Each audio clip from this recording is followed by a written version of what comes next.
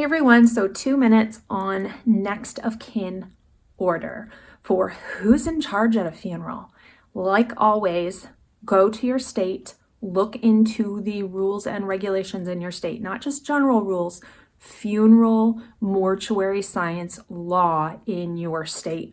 There's a lot of attorneys that do not even know the laws about this sometimes and can steer you wrong.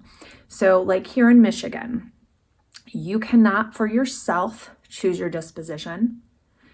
You would have to go by the next of kin order of who is living.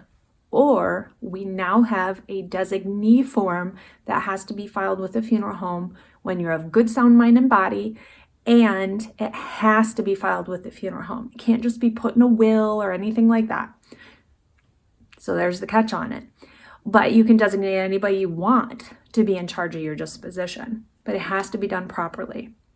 Now, your next of kin order is going to look like this. Your legal spouse, no common law in Michigan, no long-term significant other. They don't have any legal power. It has to be a legally binding marriage spouse.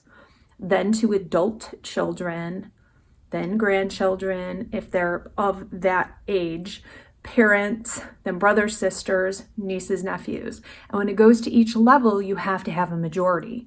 So this is one thing we often hear. Well, there's 2 kids, but one of them doesn't even talk to mom anymore, so this one is going to make all the arrangements, and they want cremation. Both have equal power.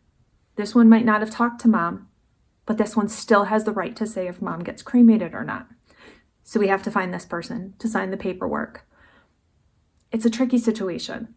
We get it. We know it's hard when you have to look for loved ones that maybe have not been involved in the person's life. But that's what we have to do for the hierarchy of next of kin. So if it gets to brothers and sisters, same thing, we have to have a majority. If it gets to nieces, nephews, we have to have a majority, etc., on down the list. So it can be tricky, especially with cremation. Burial can be reversed. Cremation cannot. So when it comes to cremation, we have to have the signatures in place. In your state, you might be able to authorize your own cremation or burial. Or you can, like I said, here in Michigan, you can designate somebody. So you have to look into what is legal in your state and how that hierarchy of next of kin goes. If you're a common law spouse, make sure you are legally a common law spouse.